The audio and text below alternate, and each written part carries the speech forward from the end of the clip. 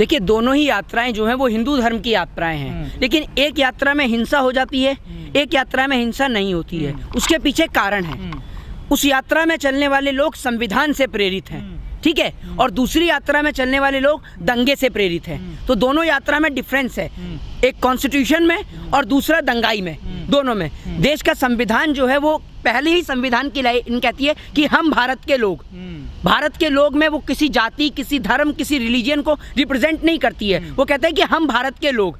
हमारे देश का संविधान, जब एक और रामनवमी की रैली भी निकलती है, लेकिन बाबा साहब की भी रैली निकलती है और हमारे खुद के कोर्ट में भी निकलती है, लेकिन आपने कहीं से भी वहाँ दंगे और फसाद की कोई खबर नहीं सुनी होगी। लेकिन रामनवमी का जुलूस मध्य प्रदेश में निकले, चाहे फिर वो आपका देश की राजधानी दिल्ली में हनुमान जयंती का निकले, दोनों पे दंगे हो जाते हैं। तो उसके पीछे कारण ये है कि ये भारतीय जनता पार्टी के जो अशिक्षित लोग हैं, ये कॉन्स्टिट्यूशन की रैली में तो जाते नहीं है, ये संविधान की रैली में तो जाते नहीं है, ये उस रैली में घुसते हैं जहाँ दंगे और फसाद हों, जहाँ हिंदू और मुस्लिम हो सके। क्योंकि संविधान वाला आदमी क्या कहेगा कि भैया अगर हमारे को तकलीफ है तो हम कलम की लड़ाई लड़ेंगे, हम संविधान की लड़ाई लड़ेंगे, हम किसी को पत्थर उठा के डायरेक्ट थोड़ी मार देंगे। तो संविधान वाला आदमी तो लड़ाई करेगा नहीं, अनपढ़ जाहिल और गवार आदमी ही ये लड़ाई करेगा। तो ये विश्व हिंदू परिषद वाले, बजरंग दल वाले अनपढ़ जाहिल है, संविधान को नहीं मानते। अरे संविधान को अगर मान रहे होते तो संविधान में कौन से पृष्ठ पे लिखा है? संविधान बनाया ही इसलिए गया कि संविधान के तहत भारत देश के प्रत्येक नागरिक को उसका हक, उसका अधिकार मिलना चाहिए।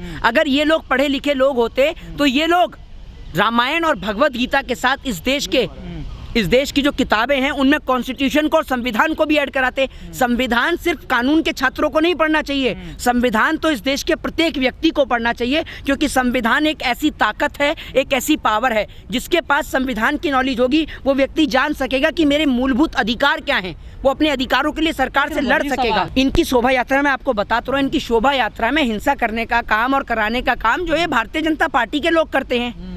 ये लोग ऐसे लोग हैं कि ये जब किसी मंदिर को तोड़ना होता है तो माथे पे टोपी लगा लेते हैं, जब मस्जिद को तोड़ना होता है तो भगवा वस्त्र पहन लेते हैं। ये इनकी पुरानी और गंदी आदत है। इससे किसका फायदा होता है? बीजेपी को फायदा होता है, कुर्सी लेने में थोड़ी आसानी हो जाती है, बस यही फायदा होता है और कोई फायदा ही नहीं है।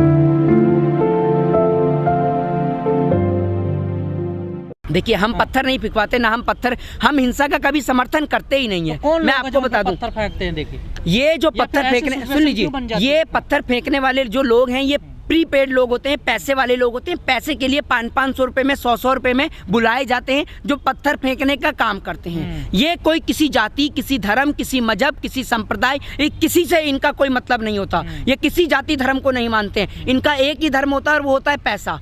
सरकार ने क्या काम किया? कोरोना के तहत लोगों का रोजगार खत्म कर दिया। धर्म रैली निकालने से बढ़ावा मिलेगा? या फिर अगर आप धर्म की अच्छाइयाँ लोगों तक पहुंचाएं कि ये धर्म है जो भूखे को खाना और प्यासे को पानी पिलाना सिखाता है, ये वो धर्म है जो लोगों को गले से लगाना सिखाता है, ना कि किसी को मारना काटना सिखाता है। तो आप धर्म का प्रचार करिए धर्म के तरीके से। मैंने रामायण को भी पढ़ा है, मैंने भगवत गीता को भी पढ़ा है और संविधान को भी पढ़ा है। ना मेरे देश का संविधान किसी को मारने की इजाजत देता है और ना मेरे देश की रामायण, ना भगवत गीता हाथ में तलवार, कट्टे, बंदूक या किसी भी प्रकार के डंडे किसी को हाथ में तलवार कट्टे पड़ते। तो मैं यही तो कह रहा हूँ, इनका इंटेंशन होती है कि लड़ाई और दंगे फसाद करें, वरना तलवारों की जरूरत क्या है? आप एक बात मुझे बताइए, तलवारों की रैली में कोई जरूरत है? आप ये बताइए, कोई अगर जरूरत हो तो, आवश्यकता हो तो आप मुझे बताइए, जरूरत क्या है तलवार की? आपको पुलिस प्रोटेक्शन मिल रहा है जरूरत के तौर पे, आपको तलवारों की जरूरत क्या है? यानी आप पहले ही मन में इंटेंशन बना के आए हैं कि आप दंगे करेंगे। पहली बात मैं आपको बता दूं कि संविधान को मानने वाला व्यक्ति कभी भी हाथ में तलवार और हथियार नहीं उठा सकता है। वो हाथ में कलम ही उठाएगा और कलम की ही मार मारेगा। नहीं, बहुत सारे लोग हैं इस देश के अंदर जो संविधान को मानते हैं। अम्बेडकरवादी के अलावा भी बहुत सारे लोग हैं। भाई, बाबा साहब भीमराव अम्बेडकर ने ये थोड़ी कहा है कि संविधान सिर्फ अम्बेडकरवादी के लिए है। संविधान तो देश की 133 करोड़ जनता के लिए है।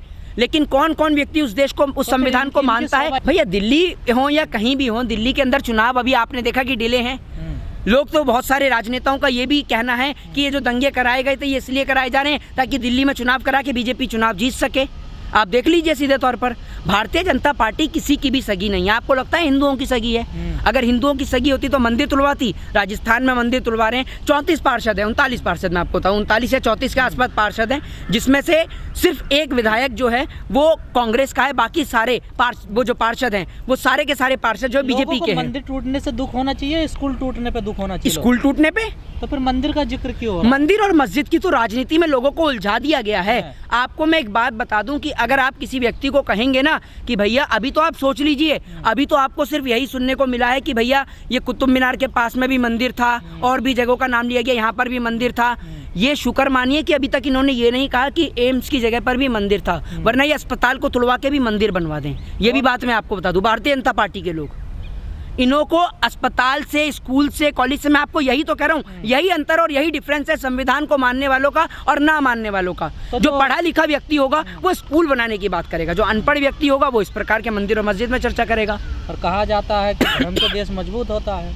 धर्म से कैसे देश मजबूत होता है ये बताइए ना। तो फिर सरकार इतना ध्यान क्यों दे रही है धर्म के प्रति? कुर्सी के लिए मैं आपको बोलता हूँ, मेन है कारण कुर्सी, सत्ता से दूर रहने। अब आप एक बात बताइए, Raj Thackeray education, health, development पे बात किया करते थे, आज लाउड स्पीकर पे क्यों आ गए?